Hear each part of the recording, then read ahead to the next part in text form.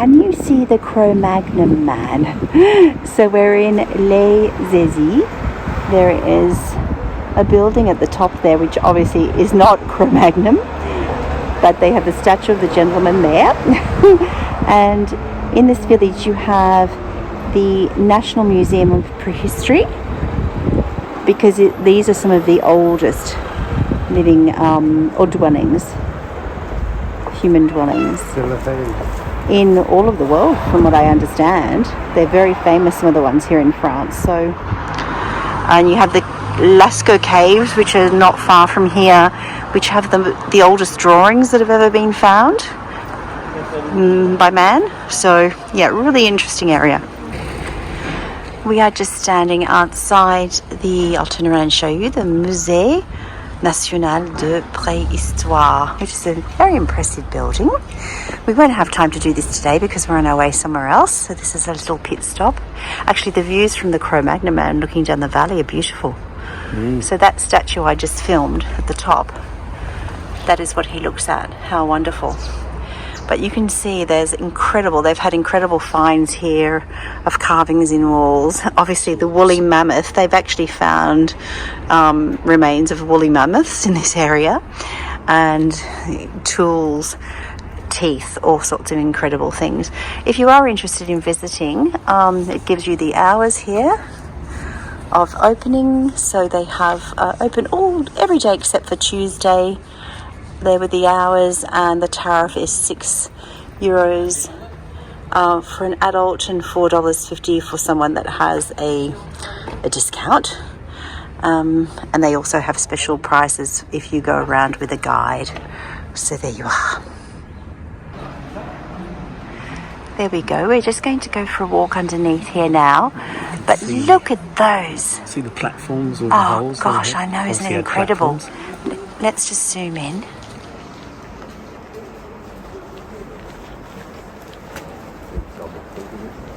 Isn't that interesting? All of those very well carved square holes and long holes right up at the top there, and keyholes. Some look like keyholes. They would have all been dwellings.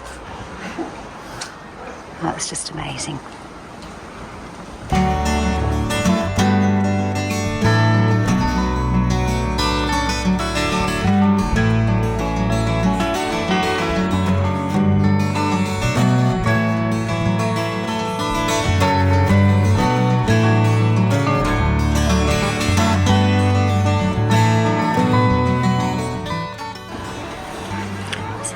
Roses. Let's see if that has a perfume. Oh, it does. It's beautiful.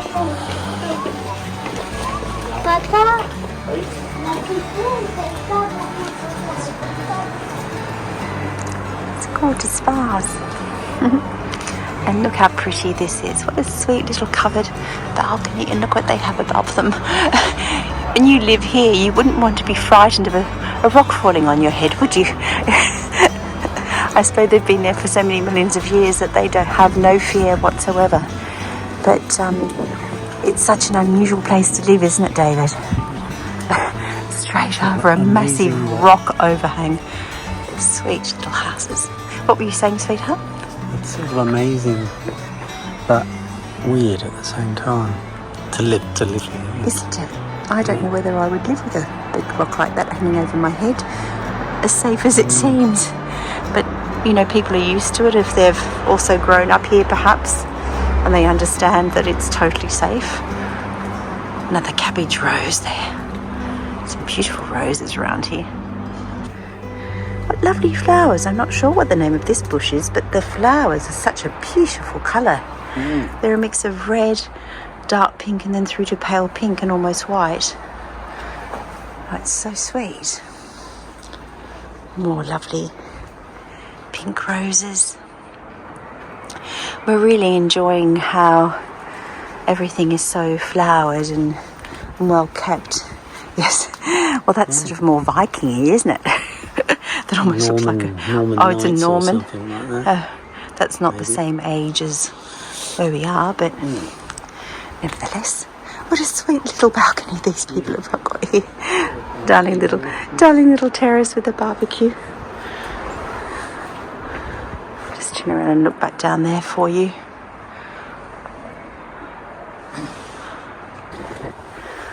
Clematis out in flower. That's pretty, the lovely pale lilac clematis. Once again, more homes that are totally overhung by those massive cliffs. It's a lovely walkway. I love these stone walls that they've built here, though. They'd already be several hundred years old, I'm sure. And now you can see where I am because we're above the road. So you have the Dordogne running just down there. There's a lovely bridge just there, you can see. So that's why in that photograph I previously showed you at the Prehistory Museum, there was that photograph of the Cro-Magnon man statue at the top, with him looking all the way down the valley in the mist, because they would have had the most amazing view up in their dwellings up there, and they would see anyone coming for them, and they would be safe from woolly mammoths or any other. What was the other thing you were saying, darling? That they were Saber-tooth. Oh, saber-tooth tigers. You can just imagine. You can just, the woolly mammoth probably wouldn't charge you. Well, then again, I don't know what woolly mammoths did. I'm no expert. But a saber-toothed tiger would probably be a little bit more of something you'd want to, yes, you wouldn't want to come face to face with one, I wouldn't imagine.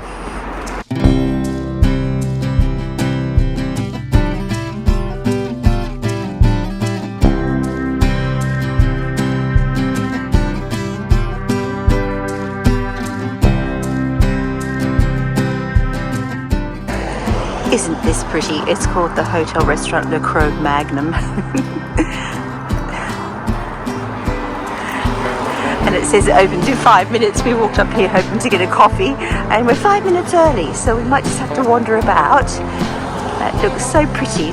Gosh, once again, for the lovers of wisteria, I mean, look at some of these wisterias going up the front of this building. When you look at their root systems and their trunks, they've been here for a long time. Just beautiful. We've walked to where it was called Le Cro-Magnon. Magnon is in French, Magnon.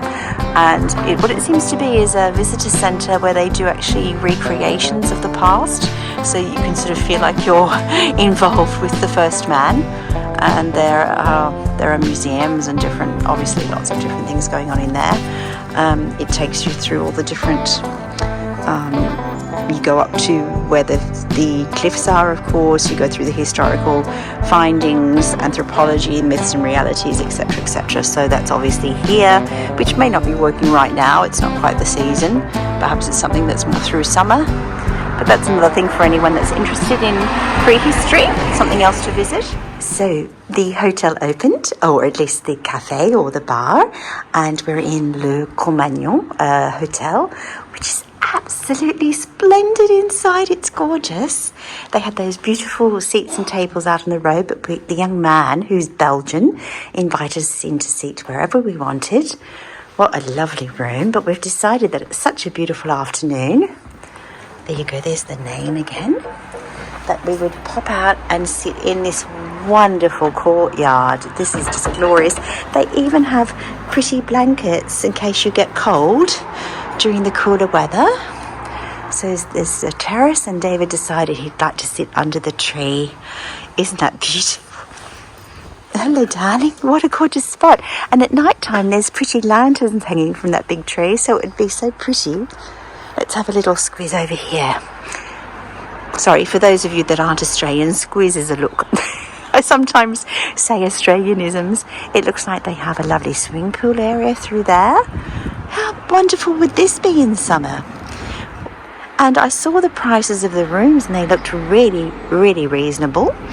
So if you're staying over in Les Eyzies for a night, gosh, I think this would be a really great choice. The young man was delightful, and it looks absolutely beautiful. We've not asked for lattes before in France because it's not a thing. We asked for café crème, but this young man said, "Do you mean a latte?" And this is what he's come out with, which it definitely is a latte. but I've just never seen such a swish one, to be honest with you. They're in this wonderful glass, but it's very thick glass and transparent with the form inside, so it looks really, really special. And we have a little tiny cake with it as well. So yes, perfect spot to sit and have a lovely afternoon coffee.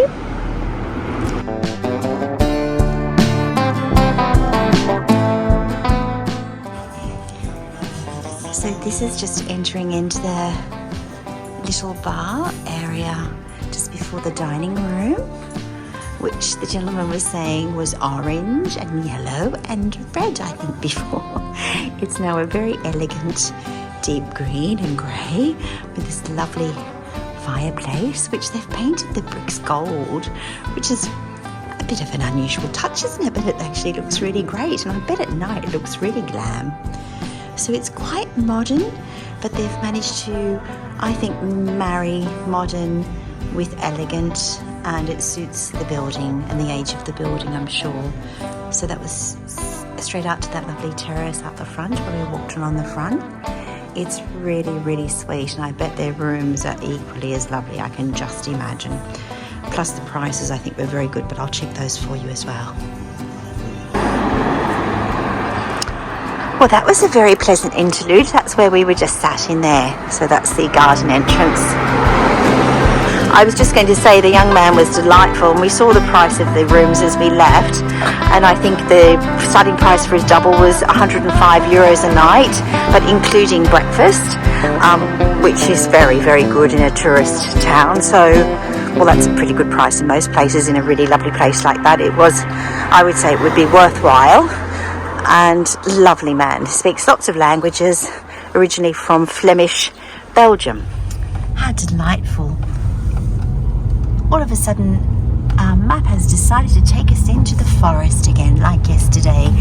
And we were just saying that today, all of the foliage, it's like just overnight, all the trees have decided to open their leaves. Yesterday, some parts were very green, and other parts you could see the trees were still burgeoning, if you like, the leaves were burgeoning. But now, today, everything seems green, green, green. So we're going through these lovely tunnels.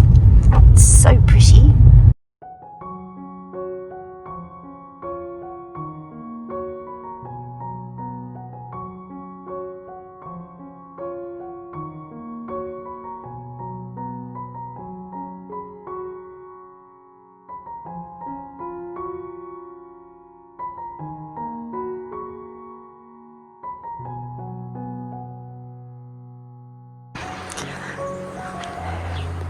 So, ladies and gentlemen, welcome to the beautiful castle of Beynac, which is probably one of the largest here in Dordogne that I had ever seen.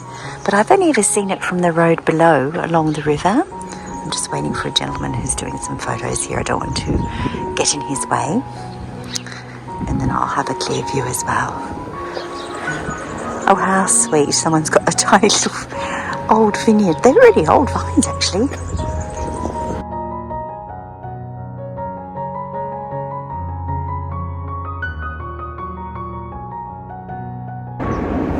There we go, you can see it from the other side down by the river. It's so impressive as well. Now it's telling me there's a panorama over this way, so we're just checking. We've only got about 40 minutes and then we have to hit the road again. So we're just trying to see as much as we possibly can. So let's head around maybe to the Ruelle Médiévale, the little medieval roads, the panorama, and Entrée du Chateau. So we'll come around this way, darling.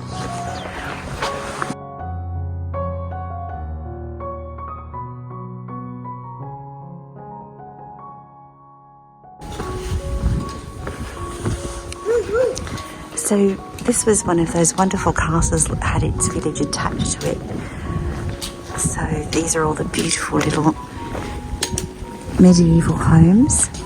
Oh, so sweet. Really gorgeous.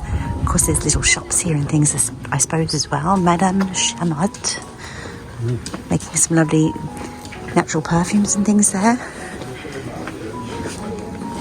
I've never been here before, so I'm really happy to be here with David. I'd only ever seen the chateau from below, as I told you, from the road below down by the Dordogne. I hope you're catching this with the sunlight. It's so pretty. Again, of course, it's built up. The tourism has built up around the chateau, of course.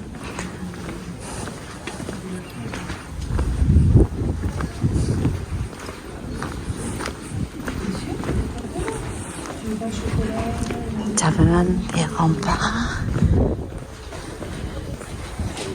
So this is the chateau entry. Let me just get out of the sun so we can see it properly. Otherwise we get the glare. There we go. Chateau de Beynac. So I imagine you pay to go into the chateau itself if it is open. Oh, look at this. It had a moat going around it for certain.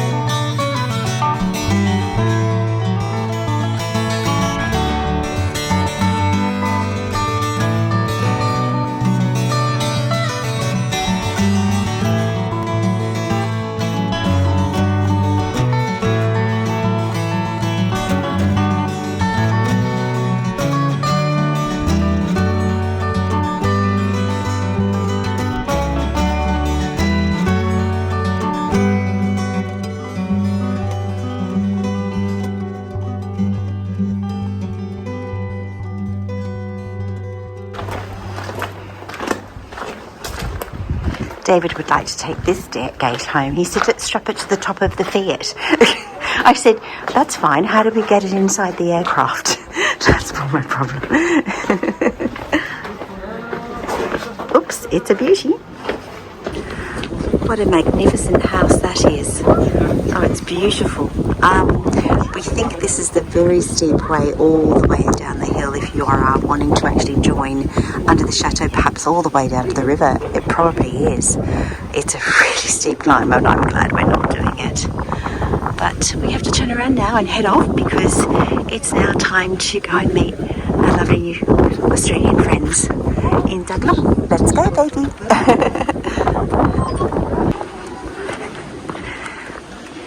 It's pretty no matter what direction you look at it from. We're back now to where the entry is. And we do have to head off. But onwards and upwards, and we're so glad we came. Even just for a short stop.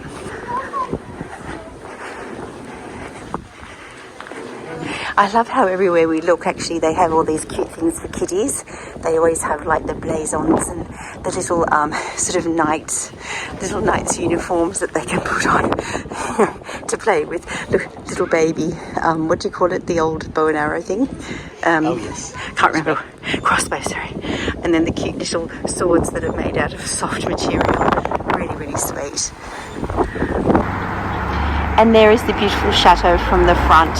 We've just stopped on the side of the road to show you looking up, but it's just massive, and that is the front view.